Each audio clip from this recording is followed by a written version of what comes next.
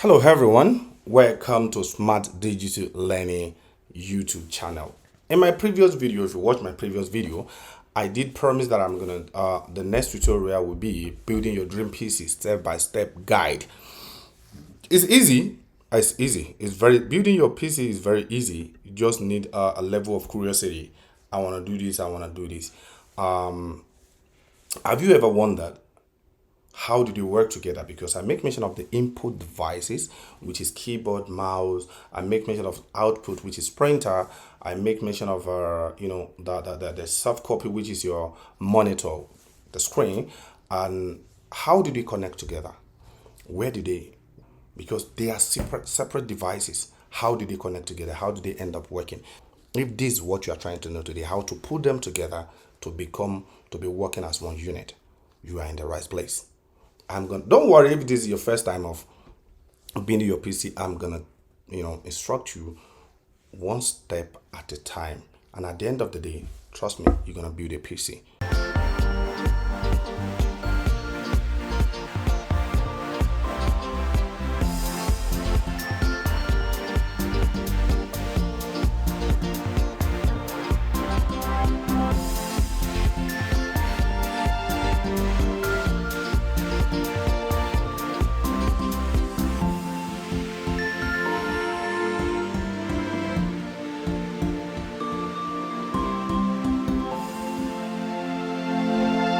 Our strategy focuses on AI, data, and cybersecurity.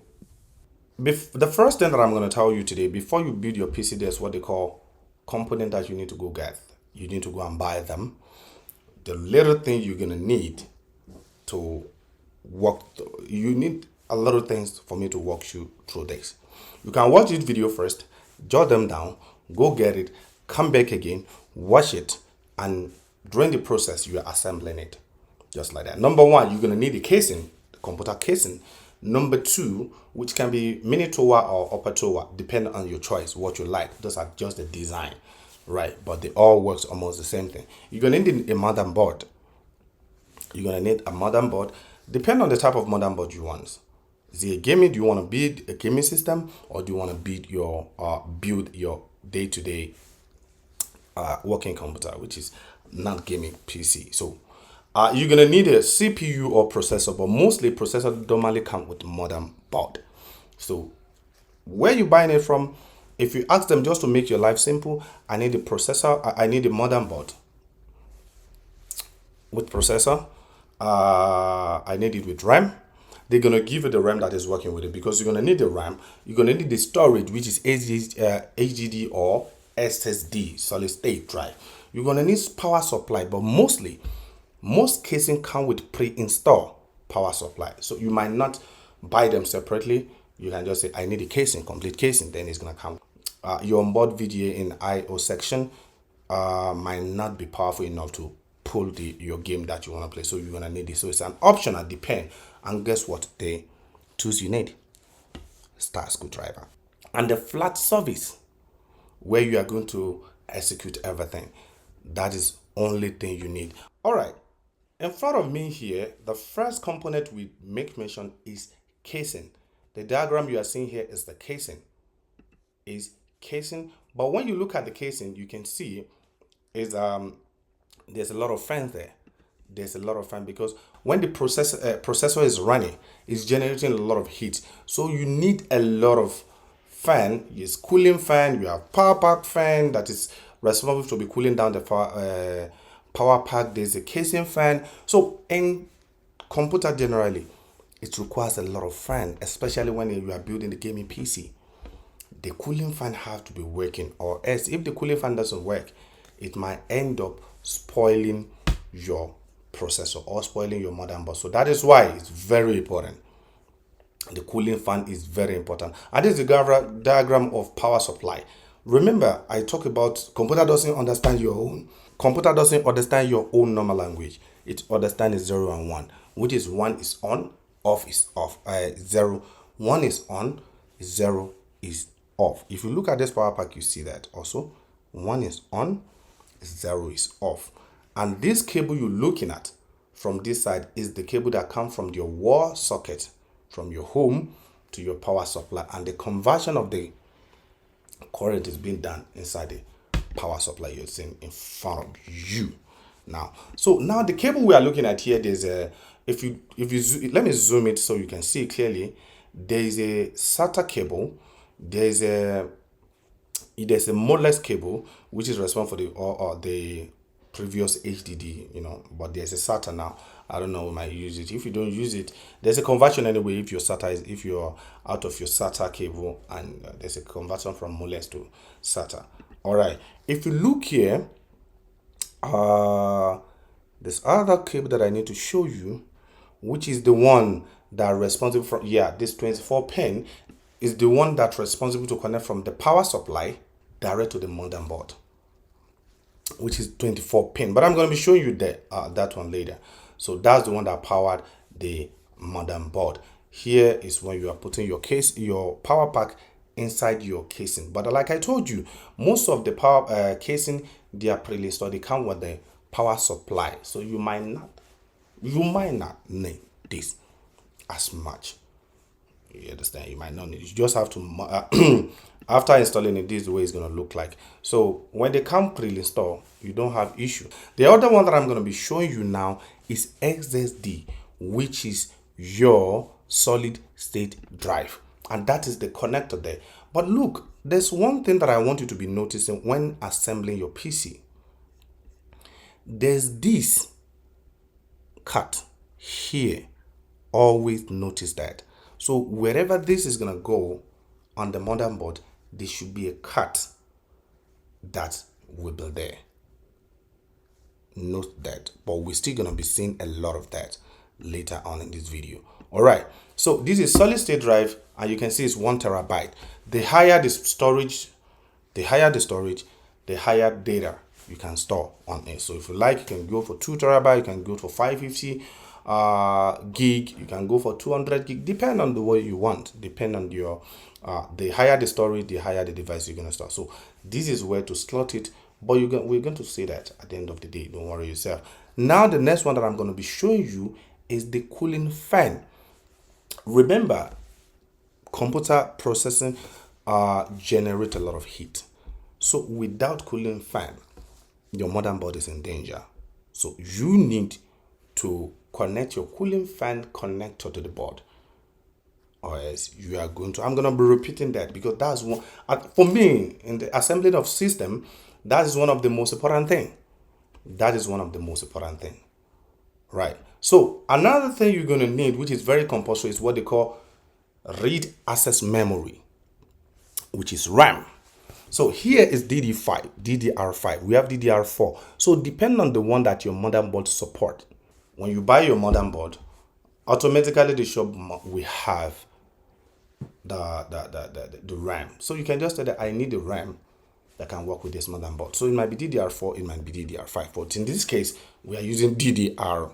In this case, we are using DDR4. And this is what they call RAM slot.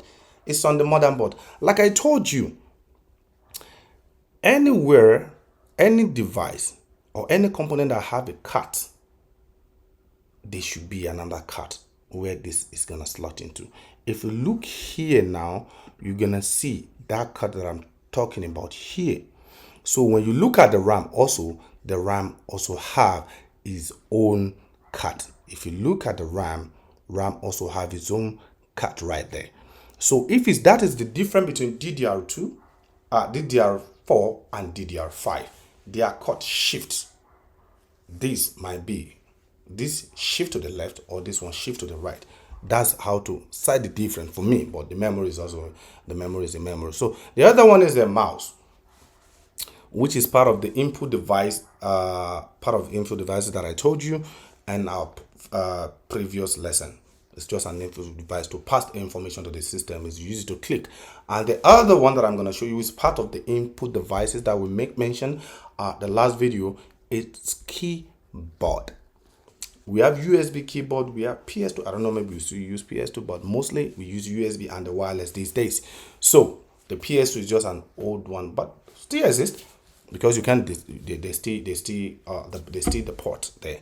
So all right, the main thing that I'm going to be showing you here, which is the motherboard. From the word mother, board, you're supposed to know that it houses a lot of things. It's the one that connect every device you can think of together.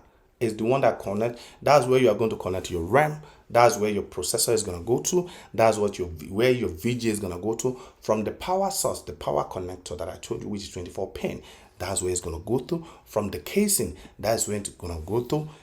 The modern board is the one that housed all the computer components. That's where the processing is being taking place. You can see the RAM, the card that I told you. Just notice the card that I told you. Make sure you observe it before you start connecting it. When you try it this way and you see the cut is not the same way where the cut is on the motherboard, flip it back, it's going to RAM. Or it's not the right RAM for that motherboard. Operating system is optional. You can decide to install Linux or you decide to install Windows system, depend, Windows 9, Windows 10, Windows 11, Fedora, Ubuntu, Backtrack. So you can decide to do that. So, but I want to teach you something right now to be observant. Like I told you, observant and the curiosity is what we really let you understand what this is all about. When you look at your processor, there's what they call this particular cut that is always there. Whenever I want to assemble PC, this is what I normally notice. That normally give me the head up. This is where this processor is going to sit down. This is how it's going to sit. Remember, it's four corner, right? So you can say it's going to sit like the number. There's always a cut to be noticed, and let me show you the secret on how to pick up that cut now. When you look at it closely, you see there's a cut there, and when you look at the processor, there's that cut there. So it shows you that these will sit down on top of this. There's always, there's a symbol. There's always a mark that will tell you that this is where this device is going to sit on, right? This is where the proper place that is going to slot it on. And when you look at the this motherboard also, the power connector section is there, and the all other section, and you can see the SATA section here. We're going to talk about this because this is another section entirely that we need to dive into and the next video. But here I'm going to teach you how to connect it, but if you are confused on how to identify this, but realize this is not going to spoil your board. This is not going to spoil your motherboard. You can just if you switch it, if you don't connect it properly, your casing button won't work properly. So we have reset SW, which is reset switch. It is the LED, power LED, all those one. How to get it properly, if you really want to master it, you need to refer to your motherboard manual. You need to refer to your motherboard manual. Power switch, that's where you connect your switch button from the from the casing to your motherboard. So when you press your switch button, it's your computer switch on. When you press your reset button, your computer reset. So, but if you mix them, maybe for example, if you connect your reset button to your switch button and your switch button to your reset switch, by the time you press the power on, your computer reset. By the time you press the switch reset, your computer switch on. So it malfunction, but if you switch it back, it's going to work. This one is not gonna spoil your PC, so no. You can play around it. But how to get it, because we have different motherboard, is for you to just refer to the manual. That is going to tell you exactly how these work, how these two works. Then you make sure that the clip down nicely. Make sure that the clip really clip down nicely. But there's something now that you need to apply. There's something you need to apply before you put your cooling fan, which is what they call thermal compound. It's also help in terms of cooling the processor down, because the work that the processor is doing is a lot. So you need as much as fan or the cooling system to be cooling your processor, so your computer won't be hanging. So this is the cooling fan being placed on top of the processor. When after the thermal compound has been applied on top of the processor, then you put your cooling fan. Guess what? Don't be too harsh when you are cooling them, but at the same time, don't be too little, because at the same time the cooling fan need to sit properly on top of the processor, or else you might mess up your PC during when your PC is working out. What I told you, all you really need is star screwdriver. So after doing all this, you find it like this. So that's why I prefer to put the processor, the cooling fan, when the motherboard is still outside the flat surface before I put it inside the casing. So, and don't forget to put your cooling fan connector to your motherboard to avoid, because you can connect all those things at the end of the day. If you don't connect your cooling fan connector to your motherboard, your cooling fan won't work. It's like having a car, your car is running, but the fan is not connected. It's not that the fan is not working, but the fact that it's not connected to your car, you might end up burning your gasket. It's the same thing, because the car is running faster, or the car is running. This is also running. So if you don't connect the cooling system, you will mess up your board very fast. All right, so don't forget, always remember that when you're done with assembling your system, always go back there and cross check, do I connect my cooling fan? After connecting your cooling fan, the other thing is very easy to troubleshoot, because your motherboard is safe first. The safety of the motherboard is what you have to look after first before the other thing. So the other one that I'm showing you here is SSD, which we will talk about. I'm going to be showing you how to, after this, there's a video that, that compiles the whole thing together, and after that, you switch on your system. So, but I'm just telling you how the process of slotting in, buying all these components, watch the video, then start putting them one after the other. Okay, they put the SSD, I'm putting my own SSD. They put the cooling fan, I'm putting my cooling fan. They put the thermal compound, I'm putting my thermal compound. There's no way you can go wrong. That is how to assemble the PC. All right, here is the complete motherboard showing view, because there's something that I need to show you, which is very important, and which is number one. If you look at here, there's RAM. When you want to plot, when you want to put your RAM to your motherboard, you have to pull this clip back. This clip back a little bit. When you put it back, when pressing your RAM, you must listen to a sound, because the clip is going to automatically adjust and clip to the RAM. Then it will make the RAM stay firmly. Right. Then in that case, your system is not going to have a problem. Listen, if your RAM doesn't connect it properly to your system, it's not going to spoil your system, but it's not going to switch on. That's just it. So it's part of the troubleshooting we're going to do. I think I have to make a video after this on how to troubleshoot your PC after assembling it and it doesn't work properly. So that is it. Another one, so you clip it and you must hear the sound. You clip another one, you hear the sound, then you know you are doing the right thing. So another thing that I'm going to show you right now, if your casing doesn't come with pre-installed power supply, you are going to install that on your own. But if it comes, you don't need a problem. You don't have a problem about doing that yourself. This is 24 pin. This is the cable that powers your motherboard. It's very obvious. There's something I want you to notice here. Let me zoom it. You see this, when you look at the motherboard, you are going to get the same clip where this clip is going to enter. So I want you to notice it when clipping this. Now let's go back and clip it to the motherboard. When you look at here, then there's that clip. You will know that this is where it must sit properly. So when you press it, it's going to make that sound. And you can see that this connector is properly connected. You know you are doing something good. We have two cables that is very popular when in the power section. We have Molex cable, and at the same time we have SATA. But Molex are for the the older drive that use IDE. Mostly now we use SATA, right? So we use SATA. So you're gonna see more of SATA than Molex cable. Most of the hard drive now they support SATA, not Molex anymore. But if you run out of SATA cable connector, there's always a converter from Molex to SATA. All right. So here, in case if you are using your normal hard drive, we have data and the power. So the one that I'm showing you now is the power one, and the data one is very small. This is how you insert it.